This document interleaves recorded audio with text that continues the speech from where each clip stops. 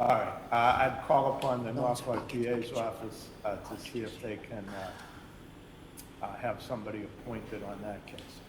Yes, And and, do it forthwith. I'll make an order to that effect. all right. I understand, Your Honor. I will just say that since, as you are probably aware, the reason for my withdrawal is that the alleged victim in this case is attempting to implead me in a civil suit between her and Mr. Kearney in the Worcester Superior Court.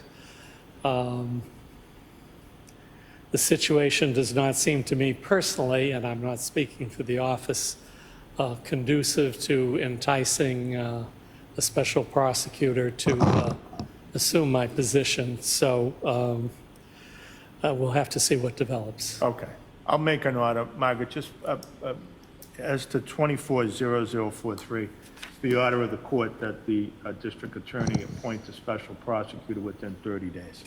Judge, if I may, we'd just like to be heard on that very point. Yeah, go ahead. Attorney Betterow is going to address that, Judge, just in terms of the potential conflict extending all the way to the DA. All right, go ahead, Mr. Betterow. Judge, the problem with this situation is that the alleged victim, who is dragging Mr. Cosgrove into the case, which has led to his removal, as well as Detective Lieutenant Tully, as part of these series of legal maneuvers, sent a demand letter to Michael Morrissey in his capacity as district attorney, indicating, presenting claims against the DA's office arising out of the same incidents which have left Mr. Cosgrove to leave.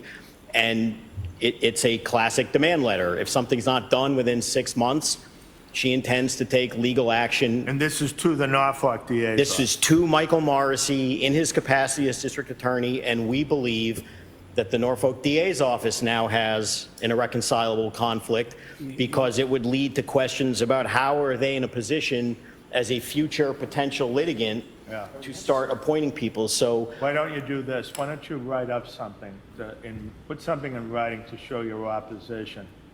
Obviously, I'm not going to. I think it makes sense for the district attorney's office to review whatever it is that you file, and then make a decision. Okay. On that. Okay. The last concern with that is, at the moment, because Your Honor disqualified Mr. Mello recently in a decision, Mr. Cosgrove has been relieved, and this Mr. Novak has been relieved. This case, the 24 indictment, at this point in time is essentially stateless. There is literally, and I want to overuse the word literally, there is literally no prosecutor on that case for an indictment that is approaching a year and a half, almost 2 years old. There are still outstanding discovery issues, and obviously Mr. Cosgrove is no longer in position to deal with those. Yeah. But we just want to get this remedied as quickly as possible. Yeah, no, so I agree. I agree. So I think I'm pretty comfortable with my ruling that within 30 days, someone has to appear from the Commonwealth. Okay. Whether that's the Attorney General's office or another prosecutor's office or somebody. But somebody has to come. Thank you. I agree with that. All right. Now we're going to the other two cases, which are 23-00313 and 25-0088. I think we're on today for discovery motions on that. I know that you have filed a motion to dismiss. I'm sure Mr. Cosgrove hasn't had a chance to respond to that because it was filed within the last week. We've had some discussion about that, Your Honor, and if the court is agreeable, we have some suggested dates. I believe that we have agreed on a filing date of a non-court date, non-appearance date, but a filing date of October 27th for the Commonwealth to file a response to the motion. And then I believe that both defense counsel and I would be available if it suits the court on either November 12th or November 14th to hear argument on the motion. Margaret, what is the court schedule like for those days? With Walsh?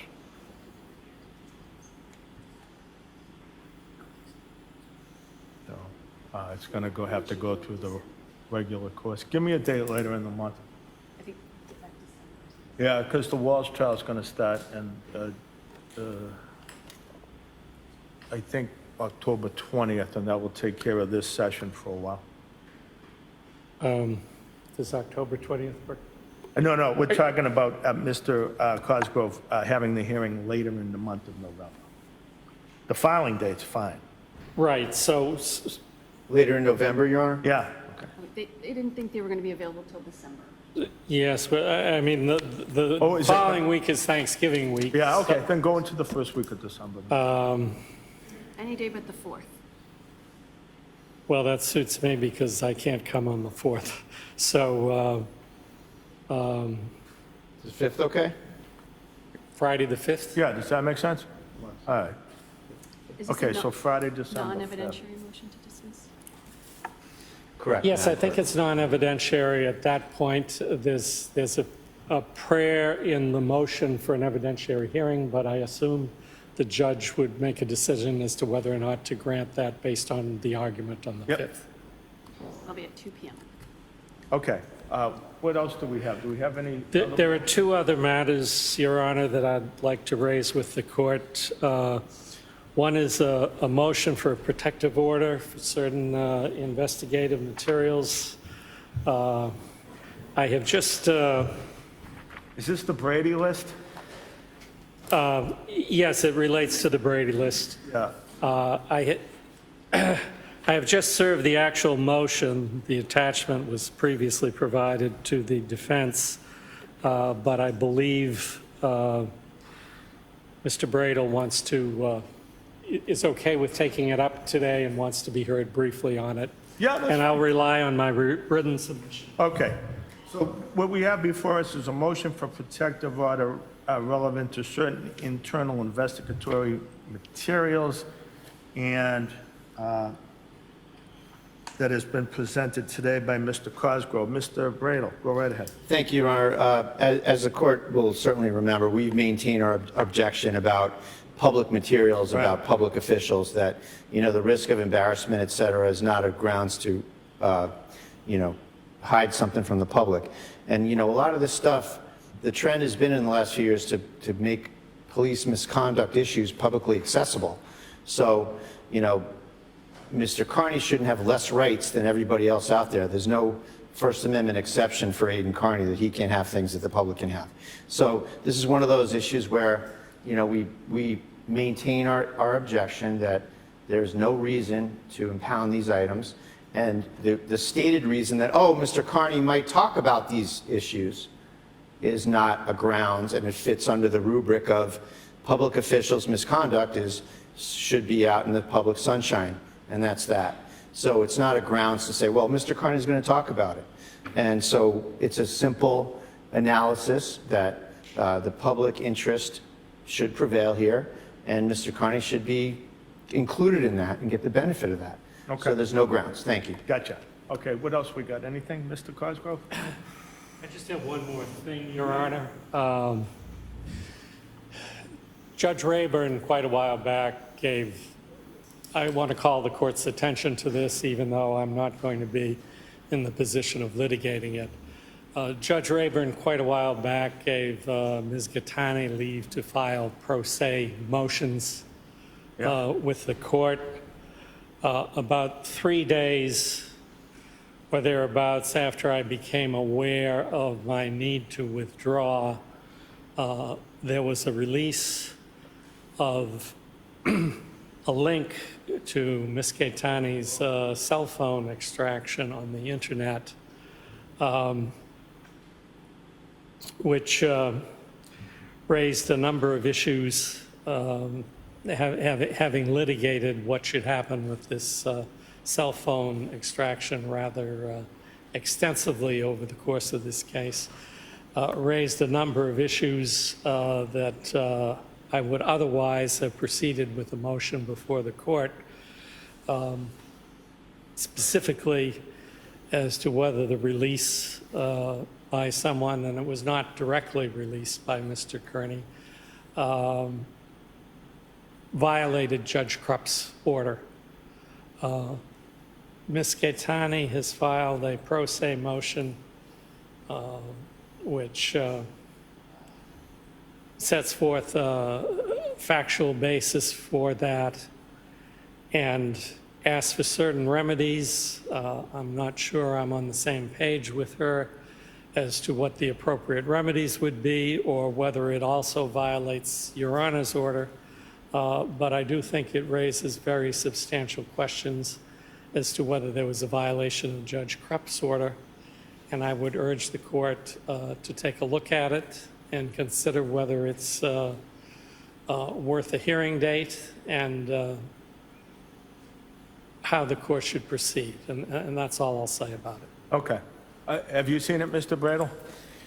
Judge, have I seen, What was filed by Ms. Gaetani? I have. All I right. have. First point, Judge, if I may, is that I don't think Commonwealth Counsel is in any position to argue anything on the And I Gaetani think he case is. right now. I think he's, would agree with that. So what I'm going to suggest is that that should probably be put over to a date where there's a new prosecutor here. I Sure. agree with you on that. I think Mr. Cosgrove has correctly moved to withdraw on that case based upon the circumstances. And I think that a new prosecutor comes in, we'll take a look at it, and then make a determination. Sure. Okay. And I don't want to take a lot of Your Honor's time on this, but just so Your Honor is aware of our position, is that Ms. Gaetani keeps filing these motions with the court that are creating a serious risk of denying Mr. Kearney of a fair trial, prejudicing him, prejudicing me, prejudicing Mr. Betterow to the court, to the public, and these things keep getting filed by a third-party litigant. There's no privilege in Massachusetts on the part of a third-party litigant to be asking for things like she's asking for in this motion, suppression, a fine, other relief. You know, this is outrageous, and I asked it. We're going to ask in writing when there's a new prosecutor Yeah, to be why don't stricken. you do that? Why don't you? Because we just had it with this. It's just, Yeah. it's going to prejudice our rights Yeah. to a fair trial on behalf of Mr. Kearney. She can't keep taking pot shots with the court. Your Honor has to read this stuff. You know, it should be stricken. It shouldn't even be accepted, is our position. All right, so I will then see you back, or someone will see you back on whatever date that is that we chose for the hearing. And one final thing, Your Honor, I'll put on the record that I told Mr. Bradel and Mr. Betterow that with respect to the most recent indictment against Mr. Kearney that involves him standing outside the pizza shop Oh, yeah, 25 making faces, Yeah. that I would provide him with the discovery by the next court date. Okay, And that's agreed to, Judge. That's perfectly fine. I did file 2 arraignment motions that I would just ask the Commonwealth to look at in terms of what we're looking for in terms of the response. okay, sounds good. Thank you all. Thank you, Your Honor. Your matter is continued to December 5th at 2 p.m. All right, have a nice day. Thank you. Quiet, please, objection. Quiet, please, objection. Thank you. Thank you.